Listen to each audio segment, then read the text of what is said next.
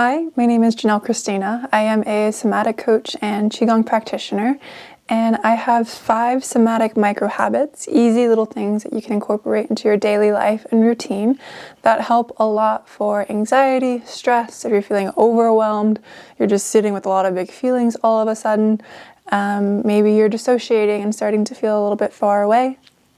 And if you like these hacks, definitely stay tuned until the end of the video. I will tell you some signs to look out for to show you that these are working and how you might notice that. If you've never done any type of somatic work, I would do these very gently. Only give it 10% or less of your effort when you're trying it to make sure it works for you. If you've never done any somatic work and you're holding a body with a lot of maybe pain or story or trauma or stress, sometimes coming into the body can be a little bit more overwhelming, and I would definitely recommend working with someone, either a somatic therapist, somatic coach, someone in the embodiment realm who has specialty trauma-informed training. For example, the Somatic Experiencing 3-year training, which I'm in my 3rd and final year of right now, to help support you and guide you through some of those more challenging discomforts that can come up. And a bonus that's really nice about all of these hacks is that you can layer them sometimes on top of each other or stack them one behind the next and make a little series for yourself that helps ground you in whatever way feels good. With all of these, take what feels good. Not all of these practices are going to be good for all people all of the time.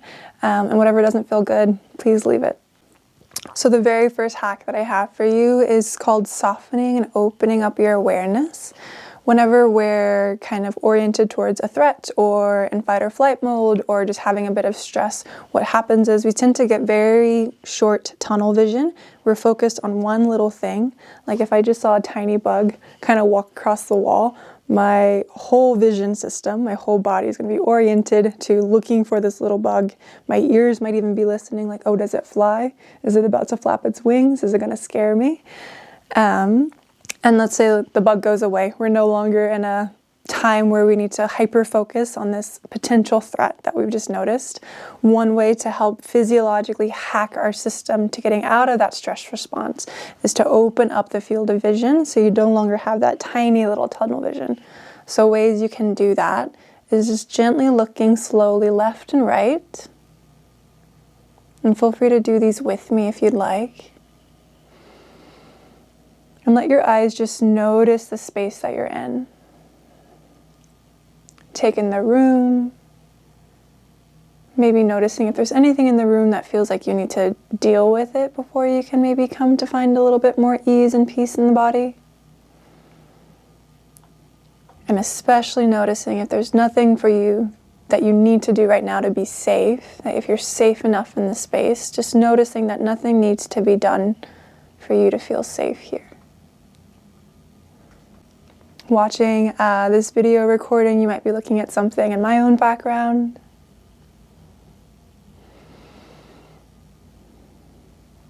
And if you find this pleasant thing that you like to look at, just let yourself be visually curious about it. Like, oh, I wonder what it is that I like about it. How am I noticing that my body likes this thing? Often it's wanting to maybe reach towards, maybe touch, or a leaning in. You might also notice soft background sounds in the periphery. My heater just kicked on. I can hear it in the hallway. It's like a soft little hum. My dog is huffing and puffing every now and again because she wants treats. And taking all the time you want just to allow this softening, this opening, this noticing your peripheral vision to soften and open. And that's practice number 1. So my second somatic hack for you are just little tiny toe wiggles. So if you have toes, maybe let yourself bring your awareness into the toes and have them just lightly touch each other. I'm not going to show you my feet, but I'm kind of having my fingers mirror what my toes are doing in my socks right now. And with the toes, you might also just kind of move the ankles a little bit back and forth, or let them have a little stretch. Just Just notice how your toes and your ankles feel right now. And is there any way to move or wiggle, stretch that makes them feel good? And letting yourself take a mindful moment just to kind of do that.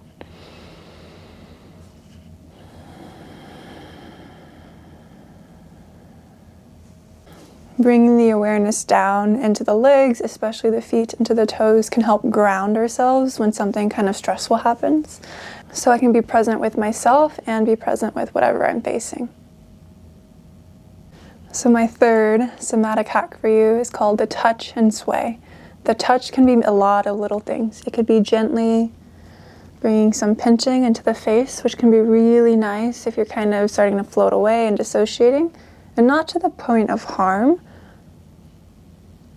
but just enough to bring your present awareness into the moment. The touch can be tapping. The touch can be squeeze, or a really nice big hug to yourself if you feel like everything is a little overwhelming and you want some containment and some pressure. You can bring some tapping of that down to the legs, squeezing down to the legs.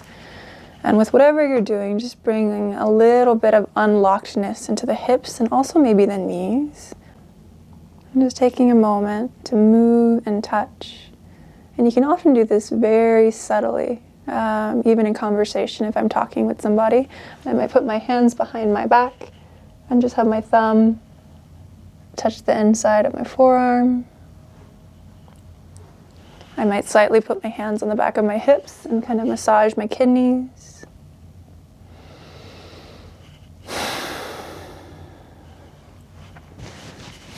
I might gently bring my hand to my chest, and right now I have a little scarf kind of thing on, a hood. And I'm letting my thumb just kind of rub and my hand hold over my heart, so it feels like my heart has like some extra boundaries and protection. And as I do that, just noticing what it's like to shift my weight from left to right. And that's the touch and sway. My fourth somatic hack for you is taking a moment to breathe in the good. Even just one breath of this is enough.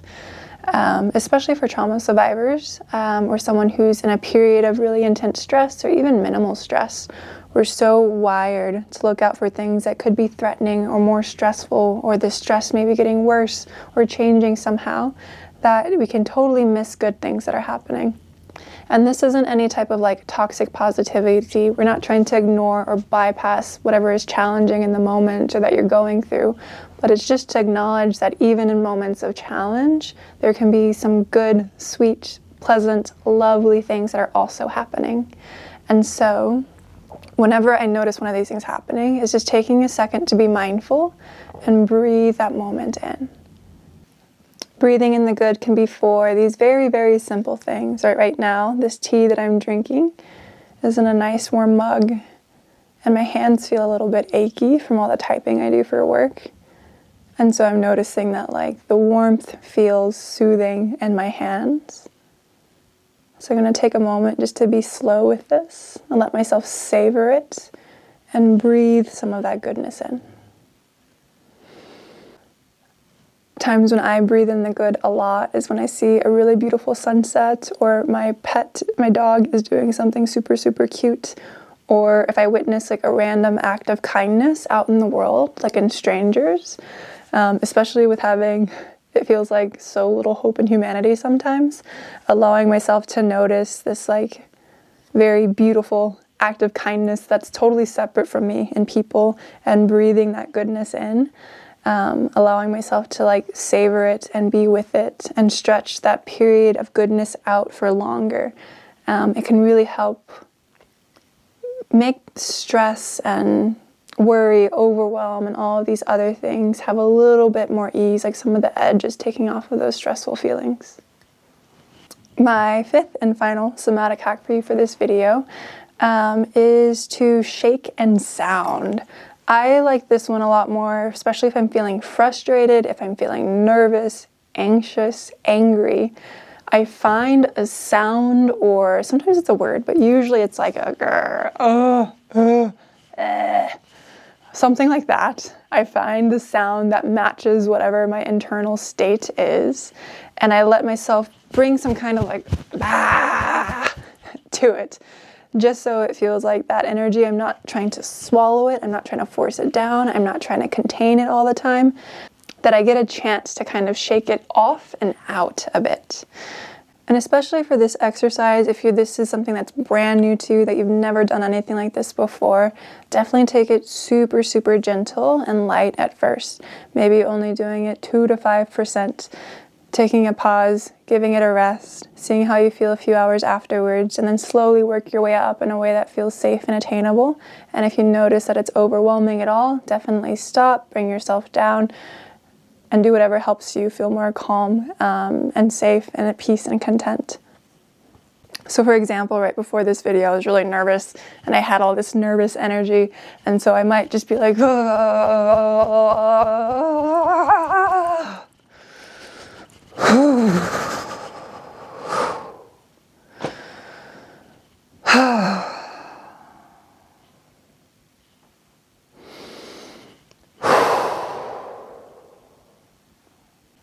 and I think that was maybe 20 or 30 seconds, so a little bit longer than some of the other micro hacks, but it's something that's still really useful.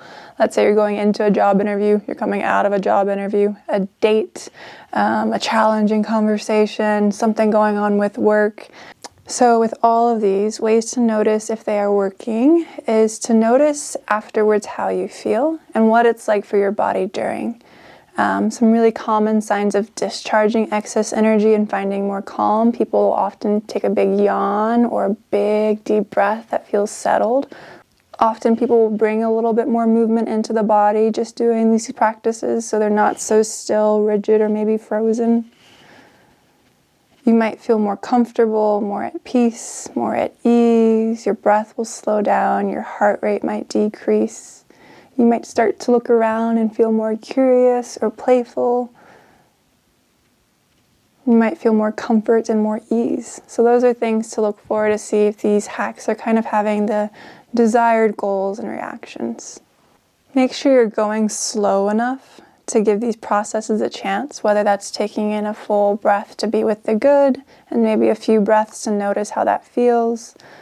Part of the reason that we go slow with these practices is that the mind moves a lot faster than the body. So we want to give the body, so when we want to give the body time to process something, it's going to be a little bit slower than maybe the mind might expect or the mind might wish it to happen.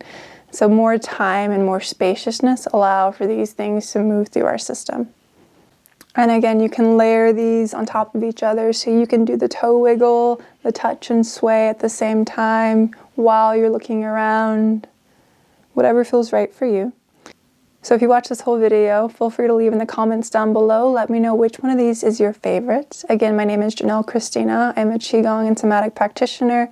My coaching practice is open if you're interested in having one-on-one direct support for befriending your body so it doesn't feel like an enemy, for your triggers to have a lot more ease around them, and to figure out maybe why you're having a challenging time and it feels like your body is constantly working against you for the goals and dreams that you have, and to learn how to work with your body so it feels like you're on the same team moving towards those goals. I have free connection calls right now. You can book those directly to my website.